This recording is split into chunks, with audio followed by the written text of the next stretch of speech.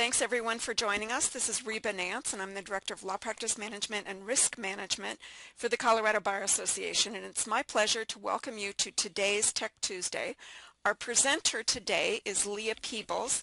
Leah is in charge of training at DCNC, and she has lots of experience with Adobe Acrobat. One of the things I wanted to do when she and I talked about this was to explain why people should care about having the full version of Acrobat. Obviously, many of us have Reader, and in fact, it would be hard, I think, to practice law anymore without Acrobat Reader. But the question is, why would you want the full version of Acrobat? In addition to, of course, being able to convert documents to PDF, it's got a lot of other things that it can do. So I'm going to turn it over to you, Leanne. Thanks for your time. We appreciate it. All right. Thank you very much, Reba. So that was a great, Reba sort of touched on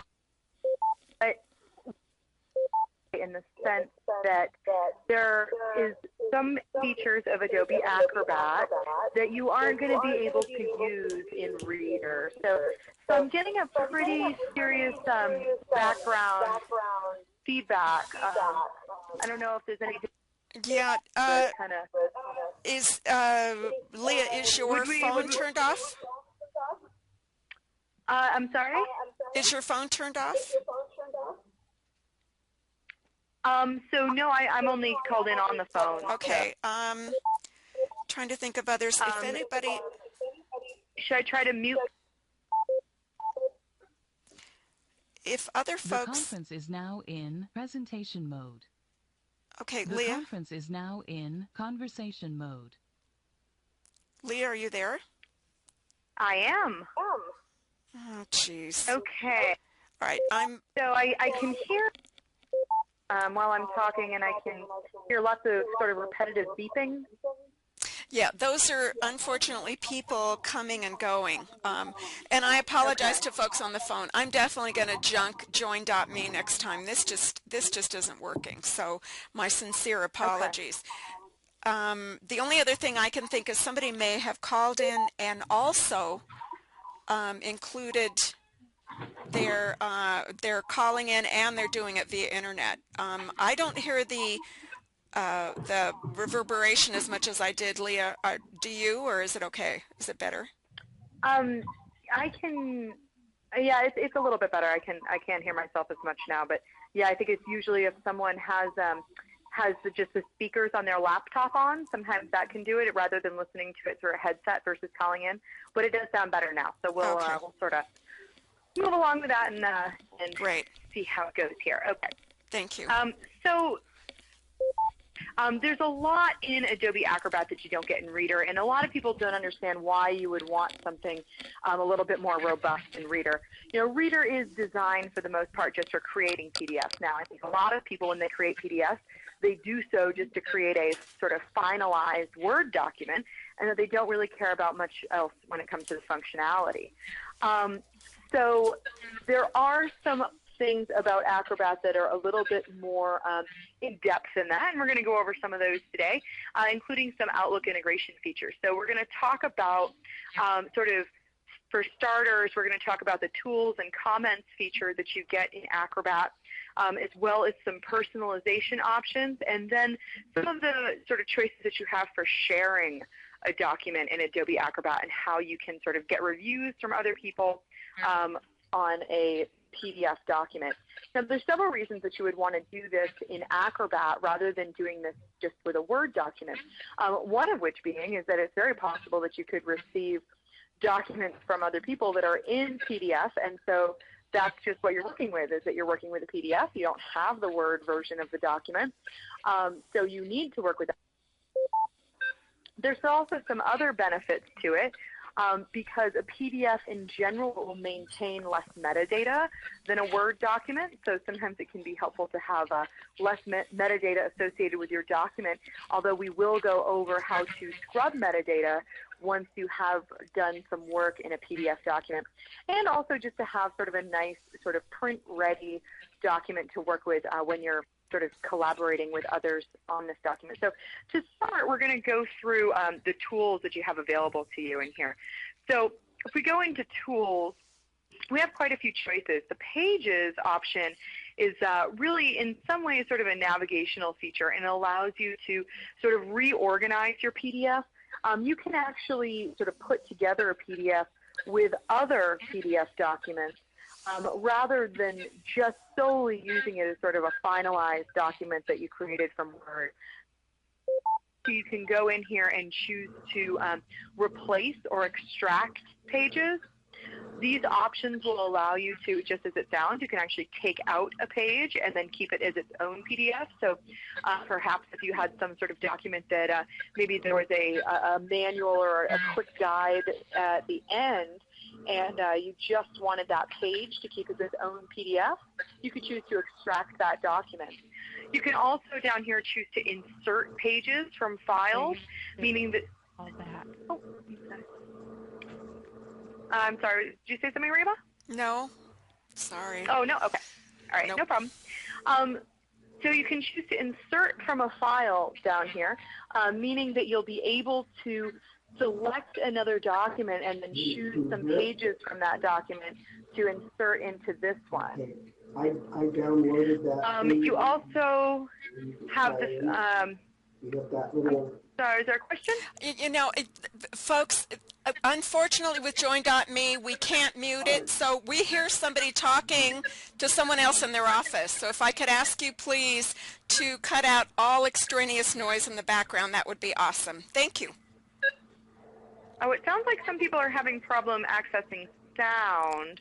You know what, and that's, in the comments here. Yeah, if, unfortunately, if they have trouble getting sound, they probably can't hear me either. But if you can hear me, it is not automatic with Join.me. You have to go to, you have to click on the little telephone and either call in or connect via internet. It isn't automatic, so that's the problem there. And then you have to have your speakers turned on also. You have to make sure you're not muted. We'll know more about that for the people who had asked in the comments box. Tool options, you can add headers and footers, background, watermarks, and date numbers to a document.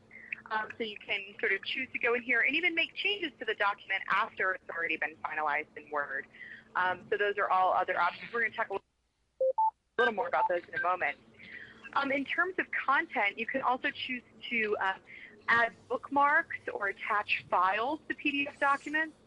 Bookmarks are really just sort of fast ways for you to access a piece of a document. So for instance, if I wanted to create a bookmark for this sentence, maybe I need to be able to access that quickly because I'm interested in changing that, or I have something specific to say about it, I can choose to add a bookmark that will show up in my Bookmarks tab here along the left. So now, we can create more and more bookmarks as we go, and anytime we need to access that one piece of a document, you can click on that bookmark to access it quickly. Now, this is, again, especially really large document. It probably won't be if you're working a smaller one, but sometimes if you're working in Word documents that are, PDF documents that are hundreds of pages long, this can be really helpful to create a bookmark to them. Again, you can also, by attaching the file, it will really just sort of create it as a secondary piece of this PDF document. So when you do send it to others or when you open it yourself, it will sort of be designated as a secondary piece. It won't just be sort of connected to, it won't just be associated with this PDF document. It'll be a secondary part of it. Surprisingly, a lot of people don't know this. You can actually edit document text while you're in Adobe Acrobat. You can go in here and choose to edit text, and you can actually add text into this document. We can here, I don't have the system installed, but you can make changes to a document, and those changes will show up is highlighted, so you know that those have been added to the document so that you don't skip over them. And then some of my favorite features add links in a PDF, which is really nice. You can add a link to, let's click on it so we can see what we've got here. We can add a link either to another part of the document. So if maybe you want to if you link to another page where what you're looking to is referenced, or you can link to an actual website. Now, the thing about the linking is that, it's important to remember that when it comes to PDF documents now, we're not really just using PDFs anymore just to print them out and give them to somebody. People are also using PDF documents as actual interactive documents on their computers. So it's important to remember that many PDF documents will probably never be printed out. Really just working as a way for someone to use it online. So choosing to add a link, you'll choose where you want it to go. So we'll sort of pick this area here. And it will ask you how you want the link to look. You can choose sort of the design of it. And then again, you can choose to go to a page. You can choose to open a different file if you'd like, if this is an internal document, so you're going to be sending it to people internally within your system. You could link to a file that is located somewhere on your shared drive, and that person will be able to. Or you can, again, open a web page if you would rather, if there's something online that you can link to. So I think this is just a good example sort of how documents now really are more sort of living, breathing things rather than just being something that you're going to print out. So we'll cancel out of that. Same with button. A button is fairly similar to a link. If you want to add a button, that will usually be a button that will take you to another page of this document. Kind of moving through here, we also have forms. Now, I'm not going to talk too much about forms today, but I did want to mention it because the form feature in Adobe, I think, is really a pretty standout feature and something that you really can't do in most other programs. The Adobe Form Creator really allows you to create sort of a digital form that someone can just fill out online. I think most of us have used these before, where you've gone to fill out a form online, and it's just you are able to type into each of the fields and so on, rather than having to print out the document and write it all in. And this is how those are created, or through Adobe Acrobat. So there's a couple different ways you can create a form. You can create a form from scratch, of course. You can type out in a Word document, so sort of how you want your form to look. Then open that in Acrobat and then insert all of the variables, sort of where you want people to be able to fill things out. Or if you have a form in a paper version already that you're used to people filling out, maybe a check request form or something like that, then you're actually able to just scan that document, open it in Acrobat, and then it will allow you to insert all of the variables in different parts of that document. So then when you send it out to people, they'll just be able to fill out that form right on their computer. They'll be able to tap different fields and just be able to fill that out for you online. So again, I think that's sort of a highlight feature. That's one that a lot of people have, again, seen somewhere else. They've seen it done before. And this way, you'll know how to make those now. And so you'll do all of that from this Forms feature right here. Another great tool that I do want to talk about a bit is the Action Wizard. So these Action Wizards are actually just sort of compilations of commands that are sort of put together for you so that you can start sort of going through all of those commands at once rather than having to choose them from different selections. So let me tell you sort of what I'm talking about here. We can do prepare for distribution, for instance. And this action command will tell us right off the bat what to do. And so we know that these are the things that it's going to do for us.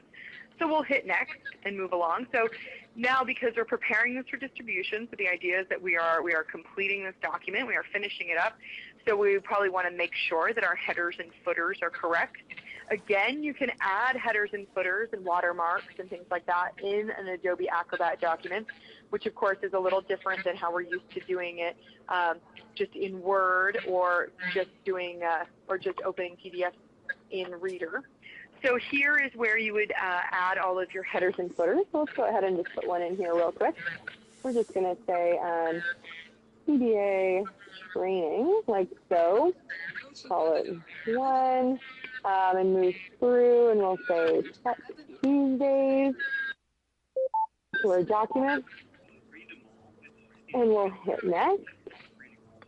Now it's going to ask us if we would like to add a watermark. We can always add a watermark. Defined, or we could go ahead and just add text right here. Once you've added that text, then you sort of have the option of specifying how you would like that watermark to look on your document. Test on here. Now I would like that to be to look a little different. So we will rotate it and so on. So you see what I'm saying here is that you have lots of sort of choices about how you would want this to look. So we'll leave that there for the example. We'll say OK. Now down here it's asking us to make sure that we've created all the bookmarks that we want already. Now again, those bookmarks are going to work kind of like those links that I mentioned before. So the bookmarks will sort of create an interactive element of the document so that when you do send this out to other people, those bookmarks will still work for them. They'll have the bookmark in there. You can name this bookmark, please review this section. You can name it, this is the part that so-and-so added, and so on. So it's asking you now here to add the bookmarks as needed. And then once completed, we go to the next step. And now essentially it's asking us what metadata we would like to remove. Now I know that a lot of firms use iScrub software or other metadata removal tools, but I do know that some of the smaller firms do not. And if you don't have a metadata removal tool, I strongly suggest that you go through and choose to remove hidden information and remove metadata before sending out your document, because if you don't, it is possible for opposing counsel or someone else to be able to see sort of the audit history almost of a document. So they'll be able to see where comments had been located. They'll be able to see who had edited the document and when it was edited. They'll be able to see a lot of that information if you don't remove your metadata. So I definitely encourage doing that. So because Acrobat does have that feature included with pretty much all of the action wizards, at the end you will be able to choose to remove all the metadata. So your author information will be gone and everything. So I'm not going to go ahead and go through with this for this one, but now we would just hit OK, and it would remove all of the metadata for us. There's a couple other action wizards as well here. And again, the way that you kind of know what an action wizard does is you click on it, and it will tell you right away sort of which steps it's going to do. And the cool thing is that these are the built-in action wizards, the things that it's going to go through. But you can also create your own. So if there's a certain series of actions that you want to go through frequently with a PDF document, then you can also create your own so that so that you can set these up. Okay. Let's go through here. The next option here is to recognize text. Now, recognizing text, many of you know this as OCRing, and they are the same thing. And you'll see that there are the OCR options down there. Now, to OCR a document means that that document is now completely text searchable. Really what it's doing is it's having Acrobat recognize all of the text within that document, and it's allowing it to be searchable, like I said. So this is pretty useful, especially if you're working with a scanned document, because I'm sure that if you have a PDF document, a lot of the time it was once a Word document, so you have the Word document version. So when you have that, you sort of already have the text searchable version of that document. But if you only have a scanned document where you may not have the Word version, then you will want to OCR that document. And it's pretty neat that it's able to do that it can actually scan through a document and pick up on all the words, which will make the whole thing text searchable. To talk about protection real quick, there's a couple ways that you can protect your document, mostly by sort of creating security settings for your document. The top one, of course, being to encrypt it. Unless you have an outside certificate encrypting program, you won't be able to use this. You'll need to use passwords.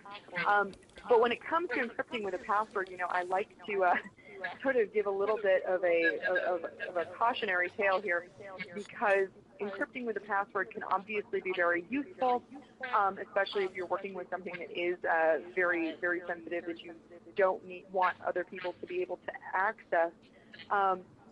However, my word to the wise here, it is actually very well encrypted through Adobe Acrobat, which of course is a good thing. However, the bad part of that is that if you put a password on a document and you forget that password, you're out of luck, because there isn't really a very good way to go in there and unencrypt it. Of course, there's always a way. I'm sure you know that you can talk to. There are companies that do this for you, so you could always talk to a company to have it done. Although it would probably cost you some money to get it unencrypted. And unlike other features, there is no "I forgot my password" link that you can click to have that sort of sent back to you, so that you can. So that you can do that. So that's sort of my cautionary tale for encryption.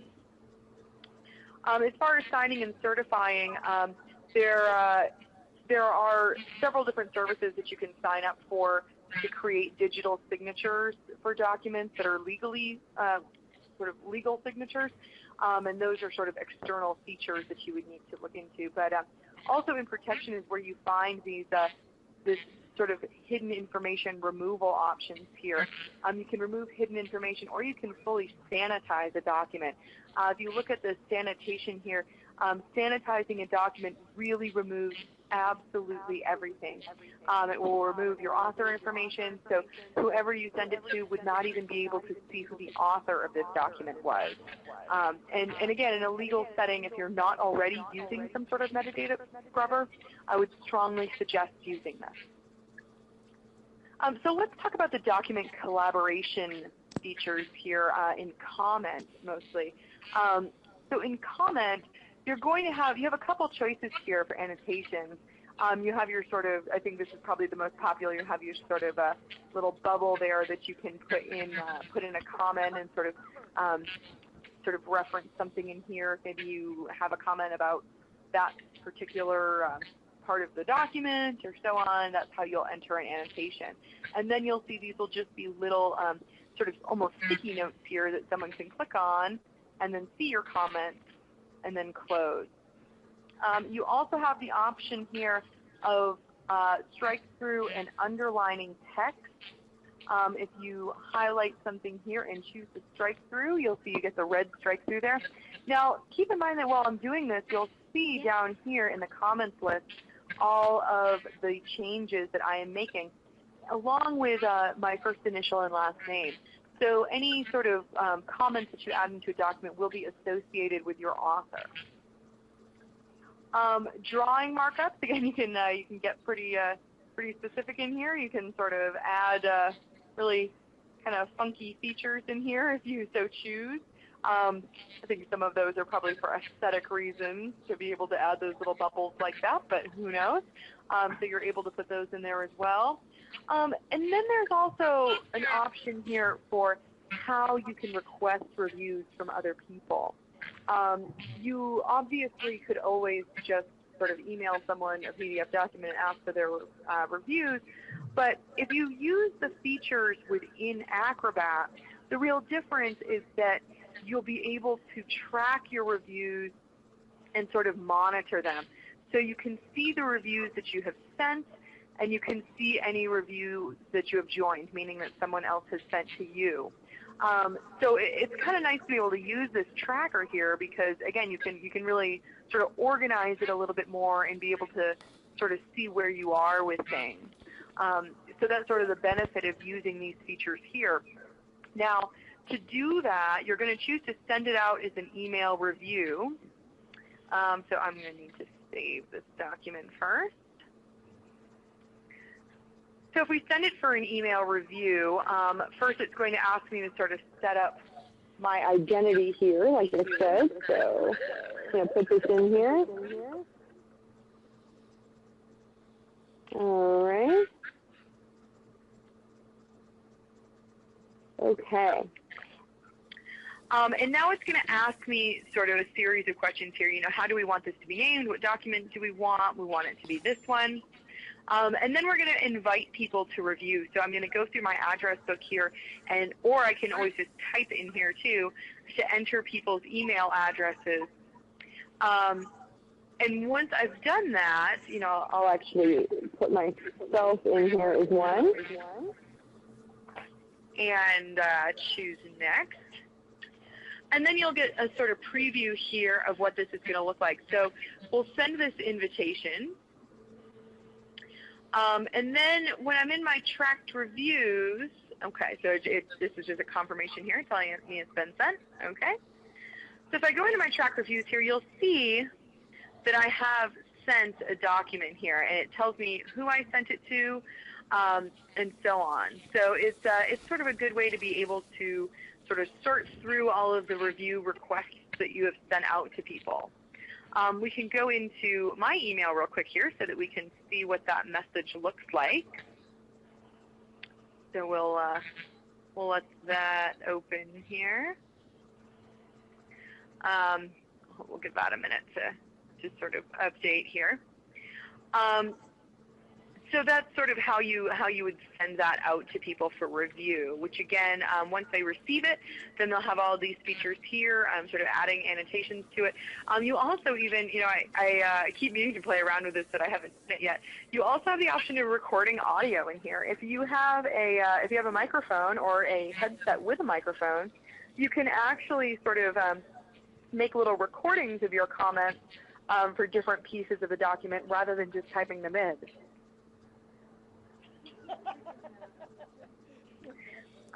So that's sort of another good feature. You also have these stamps that you can use here. So you can see that they give you a lot of options for these sort of markups and annotations. So another feature that I wanted to mention here is what will happen if you click on this email button here. If you click to email a document, because Adobe does have email integration, so rather than actually having to just open up Outlook, creating a new document or creating a new email and then choosing to attach this document to that email, I can also just do it straight from Acrobat. So I can click on our email option here, and we'll get two choices. So our two choices are we can choose to attach to an email, in which case when I hit attach, it will just from Outlook for me. So I can just go through like that and fill it out like normal. Or I can choose to use Adobe Send Now online. So this is Adobe's sort of cloud integration that they use. So it's essentially somewhat similar to if anyone's used YouSendIt or any other sort of online-based programs like that. Now the real benefit of sending it through the cloud versus sending it online, sending it through your email, is that this way you're typically able to send much larger emails. So I'm sure you've all encountered some email size limits when you've been sending emails before, because Outlook does have size limits. So if you do have a document that is very large that you still want to be able to send to someone, if you choose to send it through Adobe Send Now online, then they will just receive a link to that email, to that document that they'll be able to download. So, kind of the one part about that you should be a little weary of is that you want to make sure that you will tell people that they're going to be receiving something like that from you, because it won't be showing up just from your email address. It will say Adobe Send Now online. So sometimes people might sort of accidentally delete those messages, or it might go to their junk mail. So it's important to sort of make note of that. Now, the version that comes with Acrobat, the account of YouSendIt Online that you get, is free. However, I do believe there is still a size limit on the free account. There won't be a size limit on a paid account. I believe the paid account is about $25 a year if you want the larger storage space. Now, the free account still lets you have documents larger than what email would let you do in an attachment, but you will still have a limit on there. So that's an important one to know. Now, the last thing I want to mention today is actually sort of another email integration feature where, oh, it looks like we have a question here. Let me take a look at that real quick. Is there a time limit for the document staying in the cloud when you send it online? Yes, there is. The link will only be good for, I believe it is 7 days.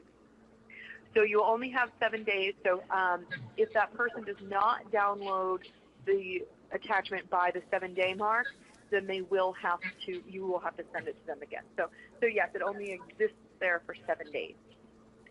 If you have a paid account, it's longer. I think you can get a month, but it still is designed really just as a temporary way to house your documents while other people are waiting to download them. So there will always still be a time limit on that, but it is a little bit longer if you have the paid account. And if you have the paid account, you have much more space, so you can just use really, really large documents. Is Send Now encrypted? So Send Now will not be password encrypted. Send Now is considered one of the safer versions of document online cloud storage. However, there is, of course, still that sort of no guarantee issue.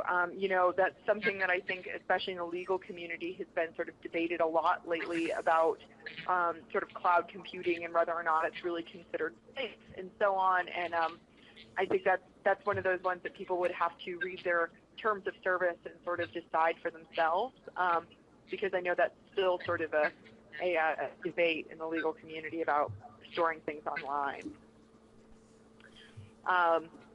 But YouSend is a great tool for sending those larger documents, because I'm sure we've all encountered that in Outlook where you try to send a large document and it gets stuck in your outbox, and it's a huge pain.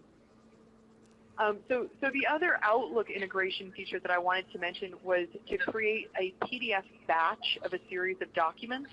I think that this is a fairly popular one, something that a lot of people have encountered.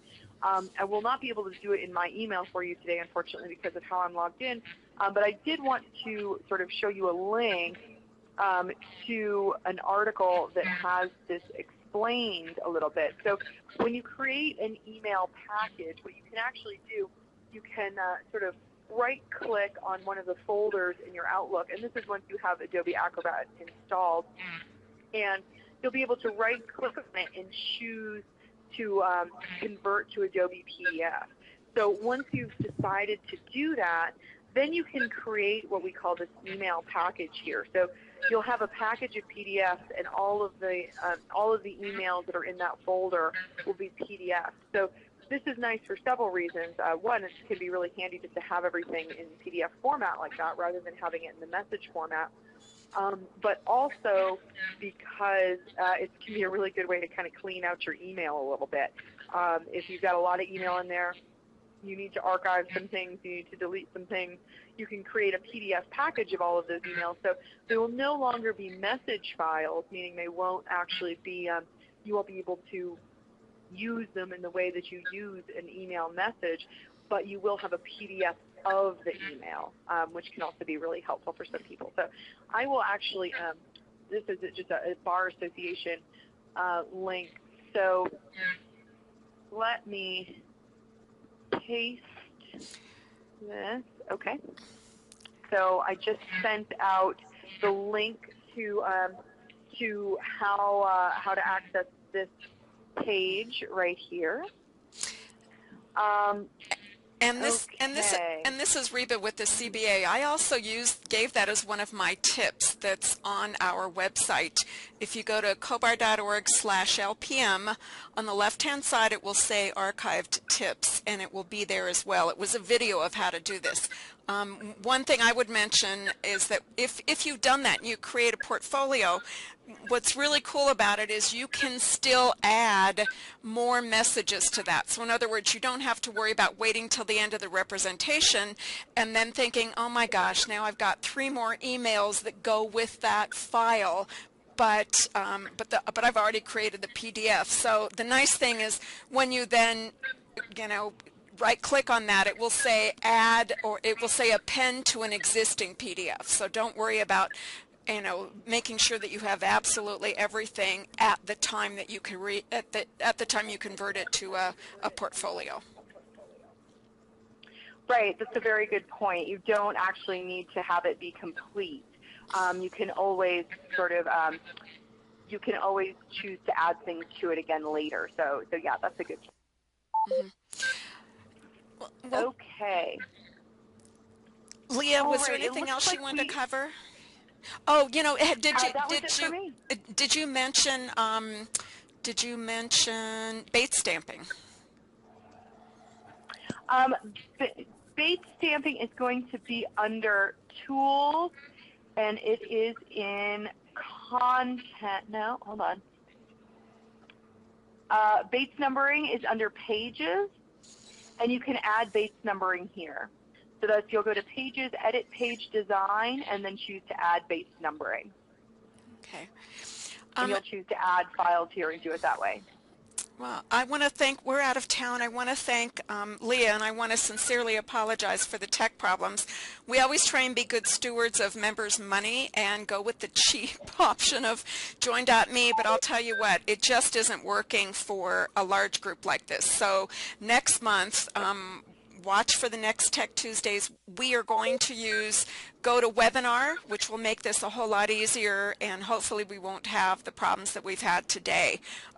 So I sincerely apologize, and I want to thank Leah. We will definitely have her back to talk about, she's agreed to do this, to talk about using styles in Word. Many people don't like Word. They prefer WordPerfect because of the reveal codes, and Microsoft would tell you, well, you don't need reveal codes if you know how to use styles. So Leah has agreed to do that. We'll get that scheduled. So thank you again. If you have any questions that didn't get answered, if you would please send those to me, reban@cobar.org, and I'll make sure that Leo gets those. And thank you again. We hope to see you next month, and I also hope for a much cleaner, better presentation than the technology allowed for this one. Thanks again.